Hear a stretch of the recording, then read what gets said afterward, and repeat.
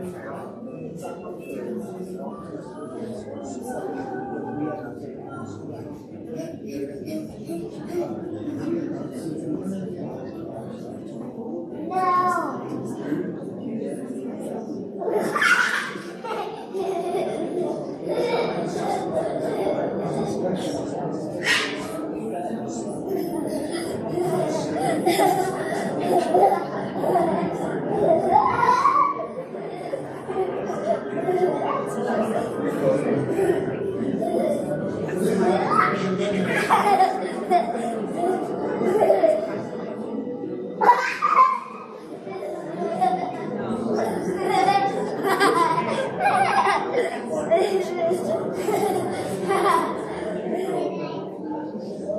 trying to get him real quick.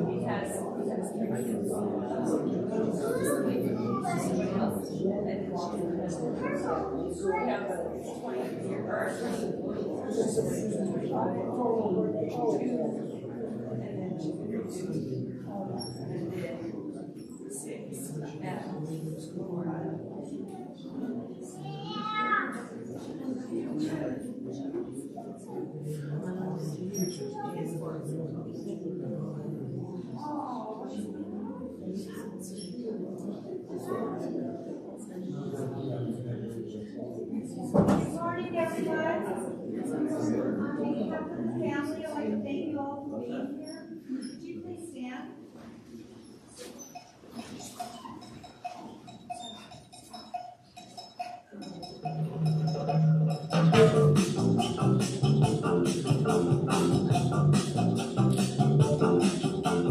All my friends know the low rider. The low rider is a little higher.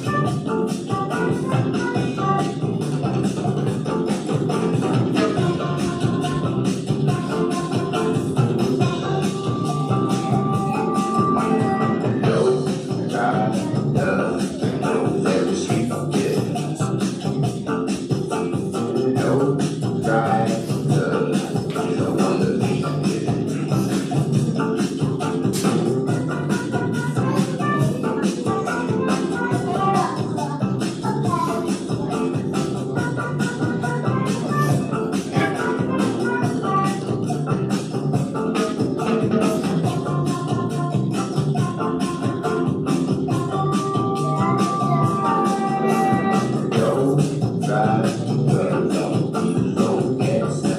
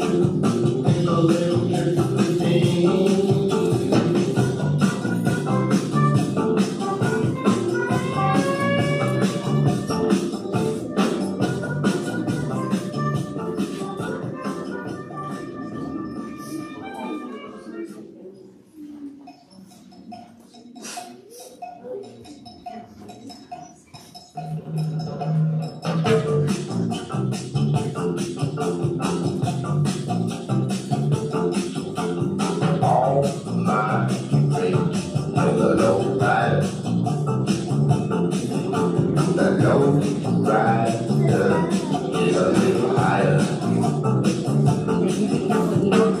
You sit down with us.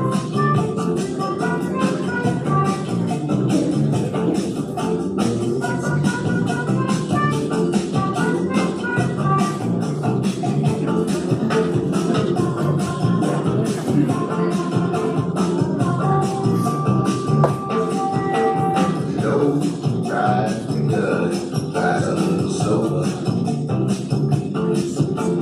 Low rider is a little over.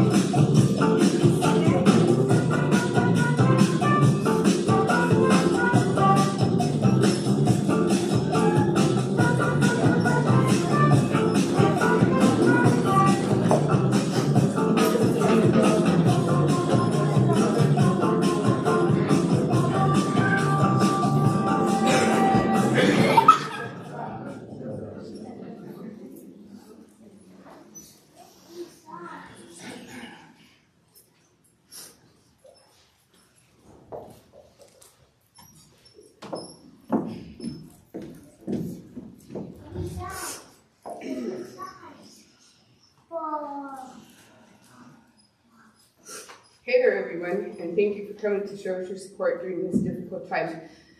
I know my dad would have appreciated you all being here. Ross Joel Cordova was born on November 17, 1947, in Cedarwood, Colorado, to Margaret and Widow Cordova. He is the oldest of 5 children. He attended Walsenburg High School and graduated in 1966. After high school, Ross joined the United States Air Force, where he was stationed in Tennessee. While there, he met and married Rita Shelton. They both moved back to Colorado in 1970, where they raised their 2 daughters, my sister Lori and myself. He attended Trinidad State Junior College and the University of Southern Colorado, where he received his bachelor's degree in education. He then went on to teach and coach at Walsenburg Middle School. After leaving the educational field, he delivered hostess and was the bread man for Huerfano County. He went on to work at the Huerfano County Assessor's Office and was the gym and rec supervisor for CCA, where he then retired. He lived in Trinidad and eventually made his way to Home Lake Veterans Nursing Home in Monte Vista. Ross is survived by his oldest daughter, Lori, and husband, Dion Ortiz, his youngest daughter, Lila Cordova, his sister, Patricia, and her husband, Jim Thomas, his brother, Tom, and his wife, Kathy Cordova, his sister, Rose, and her husband, Ed Duran, and his brother, Michael, and numerous nieces and nephews. Ross is very proud of his 8 grandchildren and 2 greats, David Ortiz and Hannah Duncan, Victoria Ortiz and Aaron Gallegos, Alexis Cordova and Bobby Fresquez, Liza Ortiz and Ryan Smith, Dion Ortiz Jr. and Hannah Dion, Corey Beth, Diana Isabella, Isaac, his 2 great-grandchildren, Austin Ortiz, and one on the way, Melina Faith Ortiz. My turn.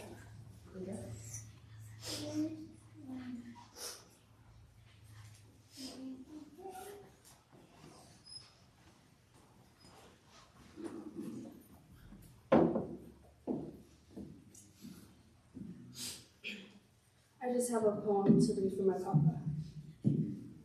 He had a right to be wrong. He said his mistakes would make us strong. He stepped out into the great unknown. He said he was feeling weak, still he'd never flown. He had a mind of his own. He was flesh and blood to the bone. He wasn't made of stone.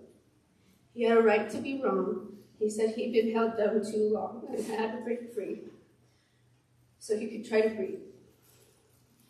He finally got to sing on his own. He knew he was singing totally out of key, but it sure felt good to him. He said we're entitled to our feelings, but really he made the decision. He said we can't turn back because if he was on a mission, he told us if we cared, he wouldn't dare blur his vision. He said to let him be all that he could be, try to be. And don't smother him with the what ifs. Whatever's out there waiting for me, he said, I'm going to face it willingly. I've got a right to be wrong, even if I said it's nothing or nothing. It's time for me to break free. Now I can finally breathe.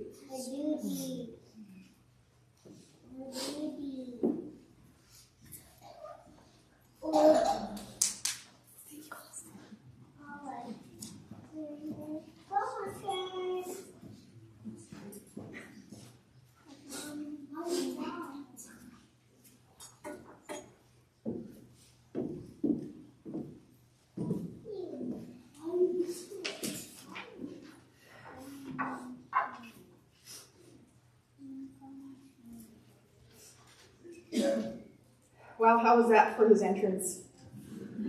That should have immediately brought a big smile to the many faces that played ball for him. Can all of you remember that old record player he pushed to the max, playing all those tunes from back in the day? All while we were running laps and cross-court layups in that old middle school gym.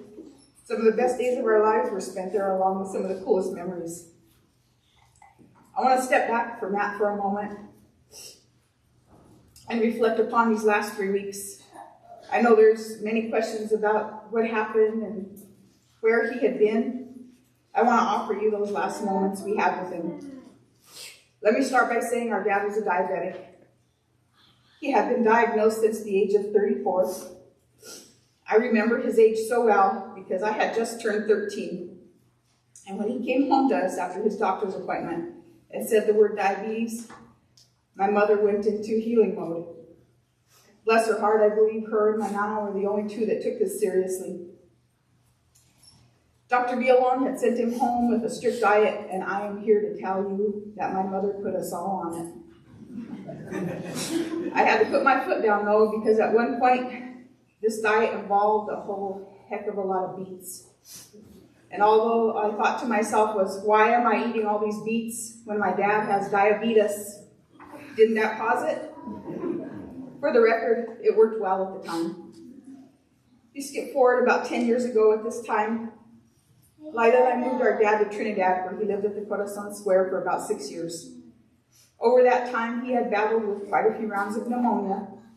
This took a huge toll on his fragile lungs and his body, and he now started to need weekly dialysis. In the fall of 2020, he was in a single car accident that my daughter and I happened upon. I knew something greater was wrong because he didn't recognize me. He was hospitalized, and at that time, my sister and I decided it was time for him to consider some long-term care. He decided the VA home in Monte Vista, so we packed him up and off he went. While he was there, he thrived. Even though he needed dialysis 3 times a week, he was in the best shape of his life. We started to recognize signs of dementia and sundowner syndrome, which he was later diagnosed with as well. But yet, he still thrived. He was the same old Ross. Over these last couple of years, he either had a come to Jesus moment or some type of reckoning, because he also became a better dad and grandpa. Something my sister and I had waited a long time for. For once, he listened and he truly cared. So when he was taken Flight for Life 3 weeks ago from there because he had fallen and become sick, we were shocked. We found out that his dialysis was now a complete necessity and that he had a bacterial infection that needed to be removed because it had overtaken his lung. After long talks with him and ensuring that he was clear on the dangers of the surgery to free his lung, he decided to move forward with it. It was all or nothing. He had the surgery and amazed the doctors with his recovery time. He went back on dialysis, and he was doing great until last Monday, when the doctor called and said he wasn't going to make it. He had developed some type of infection in the lung, and it was overtaking him now. Just know that Lila and I were able to be with him, along with his sisters, some of his grandchildren, his niece. And when the decision was made to let him breathe freely and be in peace, it was kind and it was swift. In all 5 minutes, he took a few breaths and he was gone. And we were grateful. What I want you all to know is that he asked for all of you often. I would pull open Facebook and I would show pictures of you and your children and your grandchildren. He would get a kick out of seeing current photos of you and how all of you had grown. We laughed when we would talk about Mr. Montoya, and Mr. King, and Mr. Crossan, and Mr. DeVan, the basketball trips, the football games, summer baseball games, and track meets. We'd crack up the most with the nicknames he gave everybody, and the fact that for the longest time, I never knew Albie's real name was Sean, or Eshnae's name was Adrian, or Mousie's name was Brian. I didn't even know that Polly, Frankie, and Marky didn't have an IE at the end of their names. Just be happy knowing that he had a great love for many of you. You all changed his life and you made it grand. He had high hopes for all of you and was overjoyed at your many accomplishments and successes.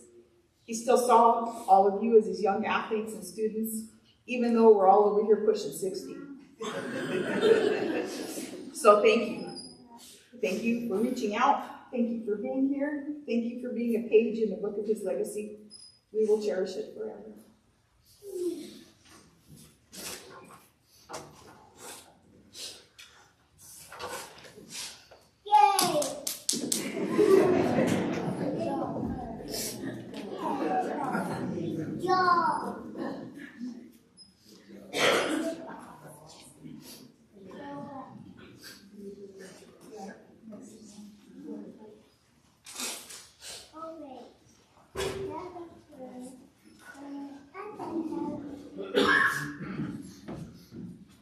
Hi, I have another poem from my papa.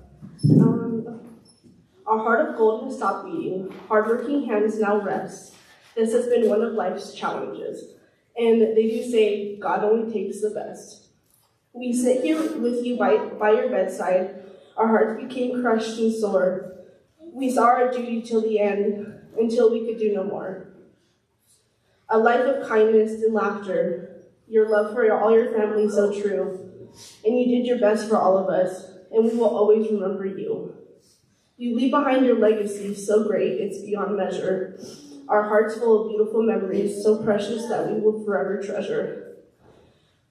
You have been life's greatest blessing, a good friend to all you knew. We take a great comfort in knowing that, and we are proud to have been part of you. Until the end comes and we meet again, who knows how long we have to wait. On behalf of your friends and family, we say, God bless you, Papa, and stay gold, Pony Boy.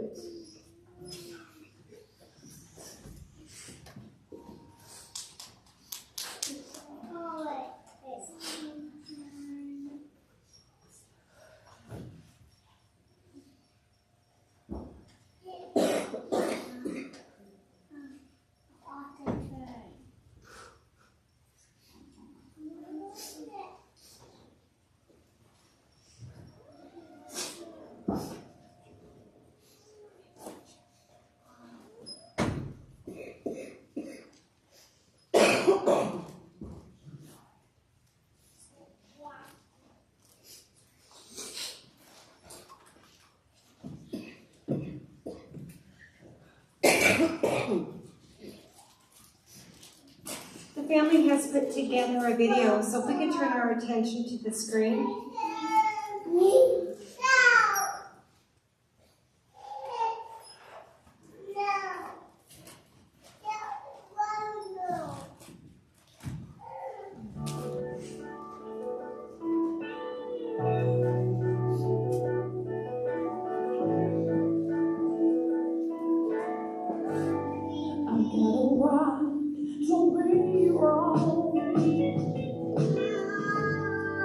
Mama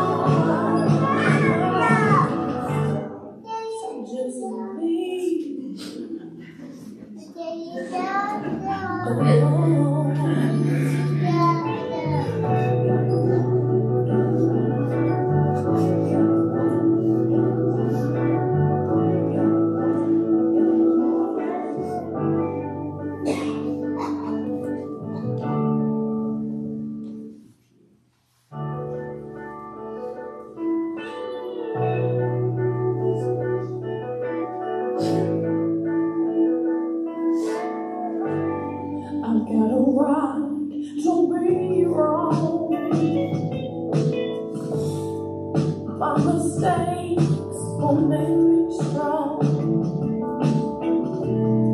I'm staring out into the gray unknown. I'm filled with wings, though I've never flown. Got a mind on my own.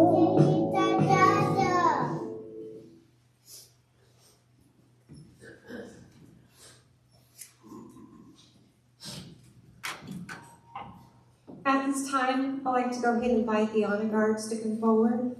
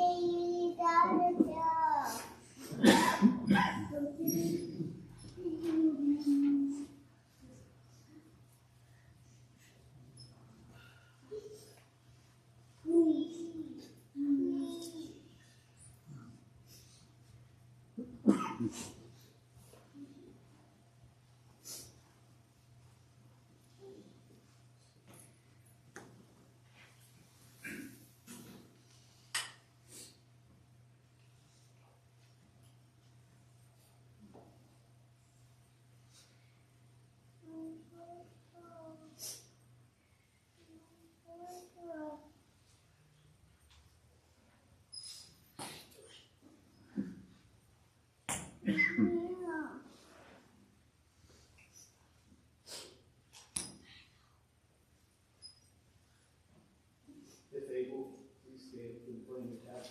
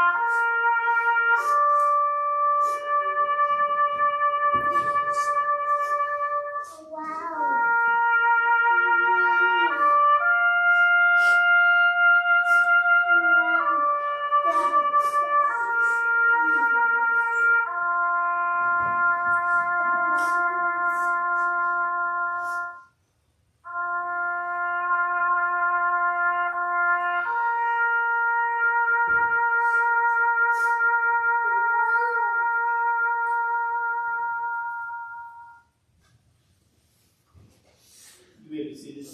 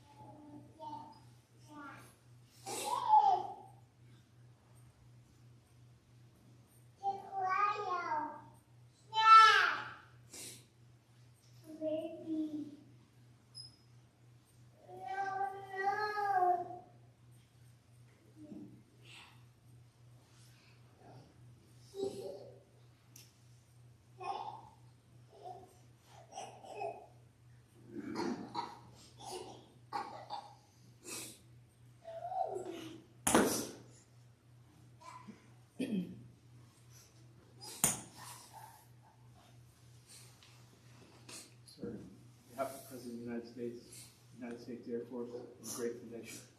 Please accept this flag as a symbol of our appreciation for your loved ones' honorable and faithful service.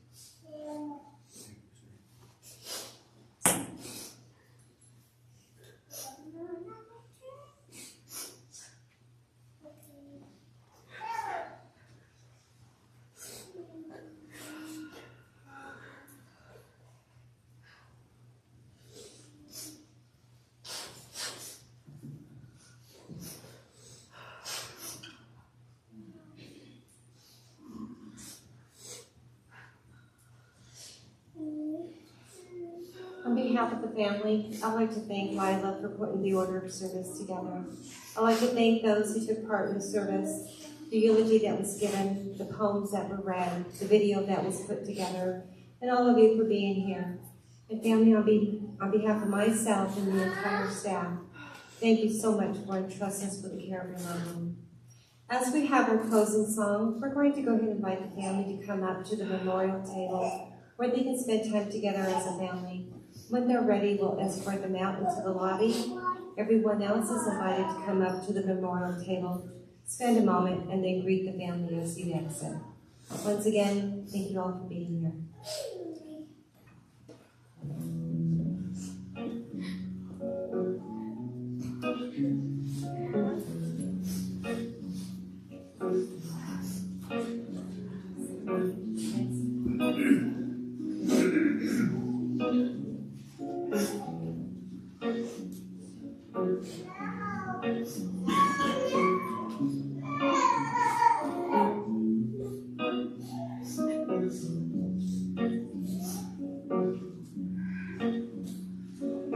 Give me one reason to stay here, and I'll turn back around. Give me one reason to stay here, and I'll turn back around. Said I don't want you to know that you gotta make me change my mind.